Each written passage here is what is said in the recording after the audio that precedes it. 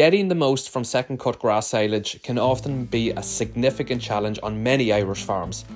As we get closer towards the back end of the year, we frequently encounter even more unpredictable weather, and with that comes risk to silage fermentation. The heightened likelihood of rain from July onwards always poses a risk to the production of consistently great grass silage. This risk can impact the harvesting of the crop, the preservation of the crop, and even the stability of the crop.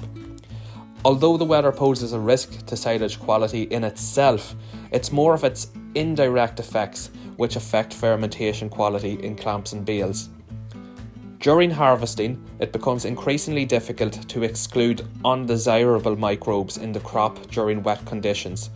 That is because these unwanted bugs originate in the soil, such as saccharolytic and proteolytic Clostridial species, or they may have come from the previous slurry application, such as Enterobacterial species. The presence of these bugs immediately compromises all of the hard work you've devoted to growing and harvesting your grass. Let me explain. Under ideal conditions, clamps and bales contain lactic acid bacteria, which consume the simple sugars in grass to produce copious amounts of lactic acid. This is the acid which dons a golden colour to your silage and causes that sweet smell we all associate with high quality silage. On top of this, it is responsible for preserving the valuable nutrients in your grass silage, retaining them for livestock. It does this by causing a rapid drop in pH, which inactivates undesirable bugs. However, when undesirable bugs get into silage clamps and bales in significant numbers, we start to see issues. Enterobacterial species literally compete with lactic acid bacteria for the crop's simple sugars.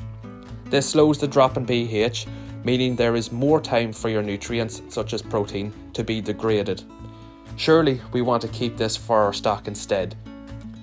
Clostridial contaminants come in two main varieties, those that consume our valuable crude protein and those which consume the lactic acid we all want. Clearly, they are responsible for negatively impacting dry matter quantity and quality by directly metabolizing grass proteins or indirectly by slowing the crucial rapid drop in pH.